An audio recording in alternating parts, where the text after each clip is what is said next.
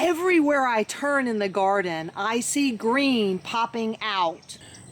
Perennial natives coming back to life, a pumpkin patch from an old pumpkin, and monarch caterpillars are already making their debut here in the meadow. And if you're here to see the perfect Florida garden, you may want to keep on going, because all I got here is a whole bunch of imperfection and trying and learning and sharing and growing. So if that interests you, stick around. Hi everyone, I'm Michelle and welcome back to my meadow. I am a budding gardener here in Northeast Florida Zone 9A, where we have about 300 growing days. And even though the calendar doesn't say spring yet, my garden is saying differently. So it's time for another monthly garden tour. It's March 2023, so let's head out into the meadow and see what is growing on. One of the best places to start is right here up on the patio. We can already see we're getting some new growth on the dragon fruit. We've got more plants, imagine that, more plants that are going to be going into some of the garden beds and into the ground. We've got some blueberry here, as well as an African blue basil. I'm looking forward to propagating that and giving that a try. I did buy some starts from the local garden center because I just had not started my seeds. So I'm taking a shortcut on some of the things that take a little longer to get established and that we'd like to use plenty of. So here we have peppers and tomatoes, and I'm even going to start some rosemary. I have dreams of making a rosemary hedge, and I'm starting with these little tiny things. So we'll see how that turns out. The crown of thorns is showing off and already got some beautiful colors on it. I haven't planted out the green stalk yet, but all this hot weather means that the winter cilantro is already bolting, and so I'm going to let that go to seed, and I'll just simply start planting it right back in here.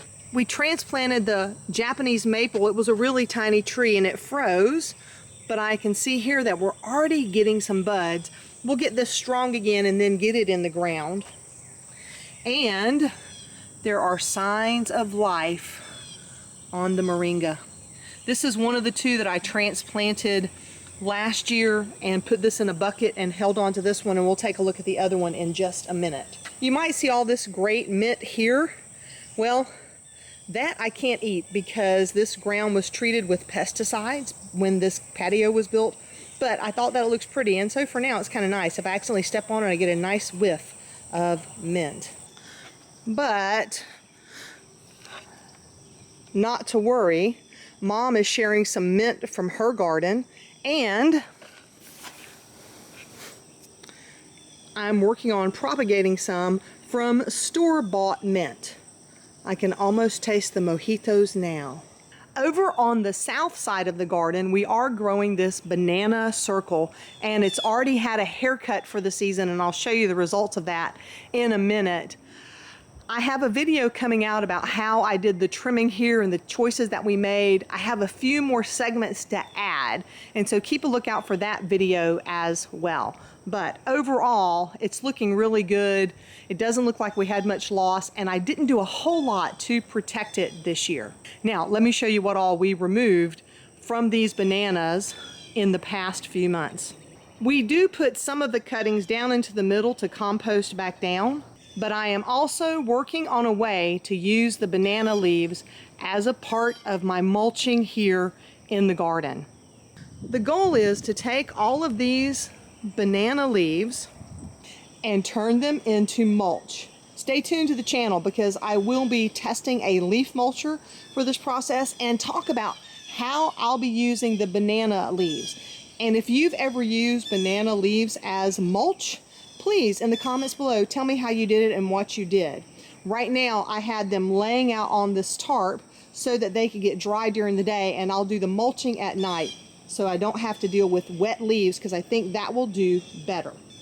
You've watched any of my tours before, you're probably wondering what happened to the trellis that was here for the passion fruit.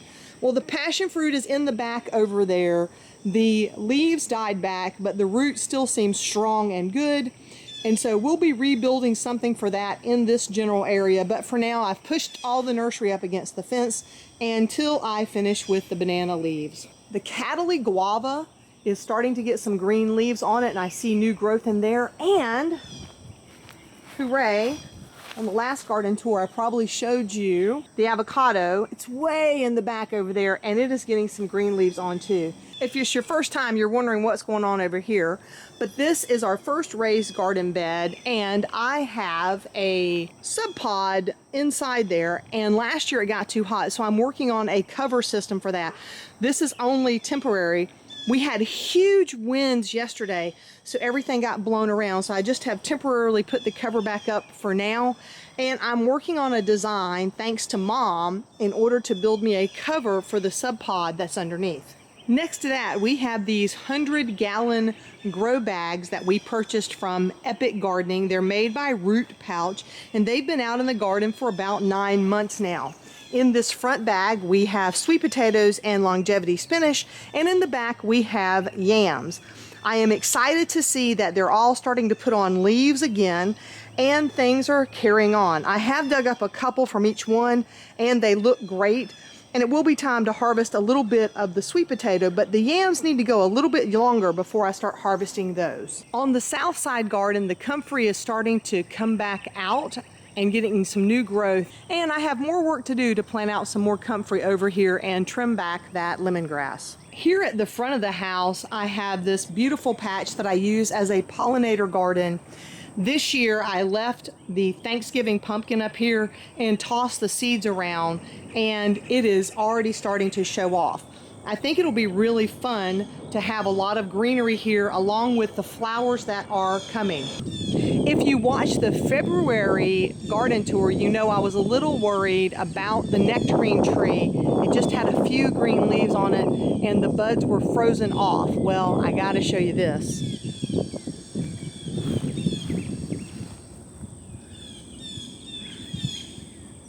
If you follow me on Instagram, you already saw this, but we've got nectarines everywhere. I've never seen this many nectarines on the tree before.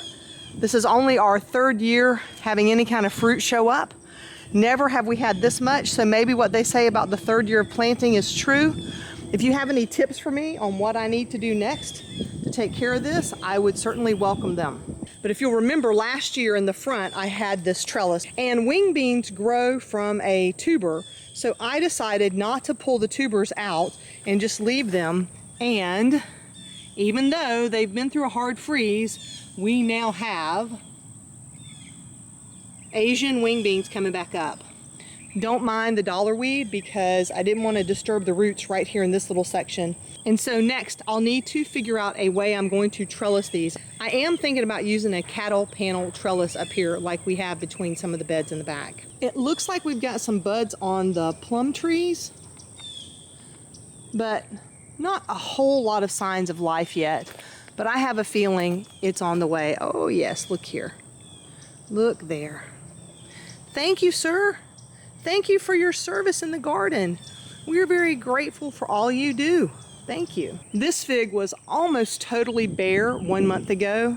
It is showing off now. And this area is where I am hoping to add in the rosemary shrubbery.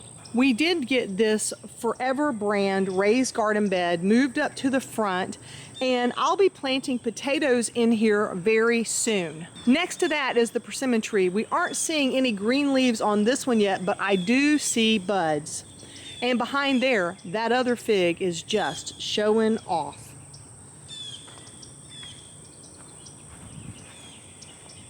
We have gotten one new thing planted this month. This is going to be a peach tree. Well, this is, I guess it already is a peach tree. This is our new peach tree. And so I'm excited about having this over here. And we try to line the trees up on an visually so that they all look really nice as they grow in together. Now, you might be thinking, Michelle, these are a lot of trees that get big all really close together.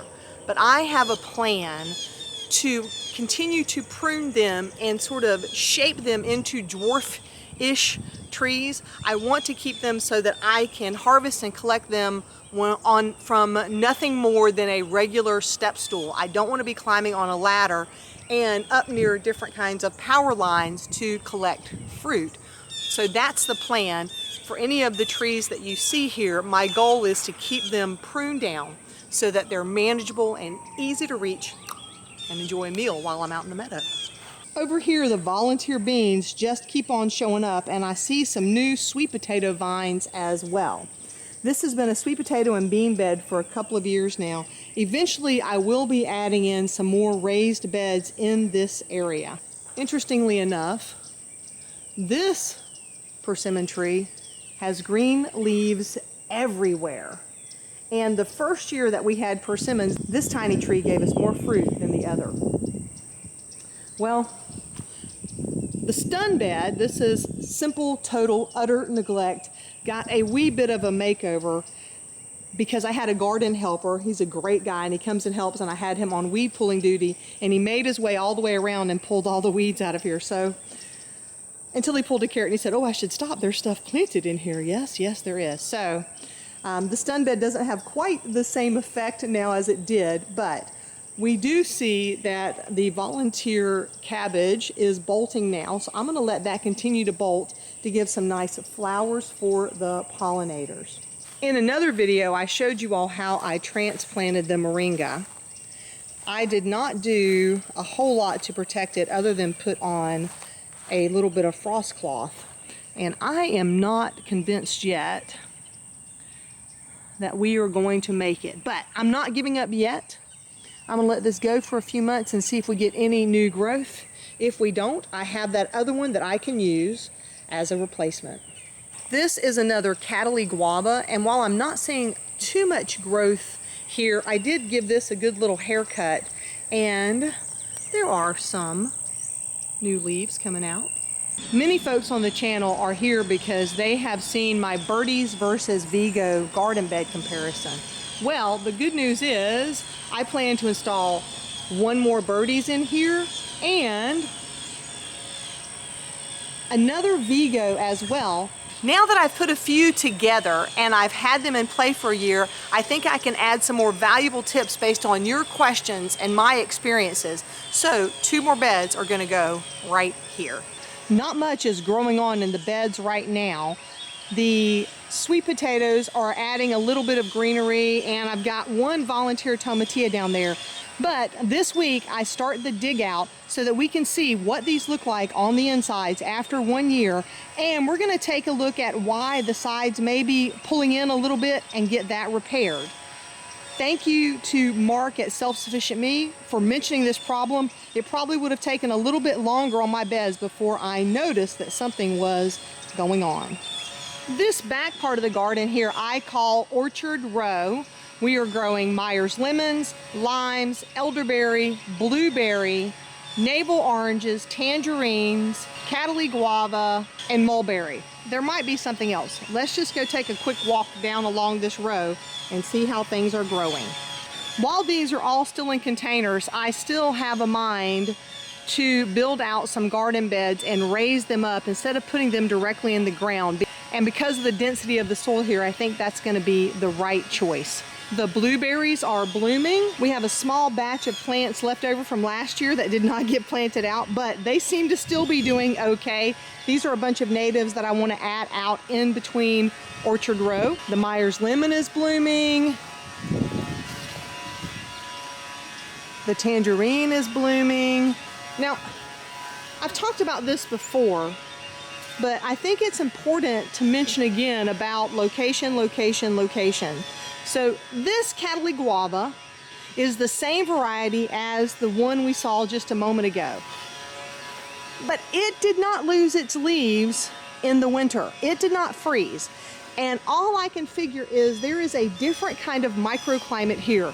We have got the wood pile in the back that probably gives a little bit of a heat sink, but also we are under the base of these trees here, under a canopy. And so I think that just being simply in a different location, not only did the Cataly guava thrive, honestly, with the freeze and the poor job that I did covering things up, I am really impressed. So I'm very happy with this location in the garden. It might give me some extra protection in growing those subtropical types of plants that really can't take the hard freeze that we sometimes get here in Northeast Florida. The navel orange looks like it's getting a few blooms as well. And last weekend, I got to come out here and pull a lemon so that we could use it in a little tasty weekend libation. It was really fun. Ah, they fell off.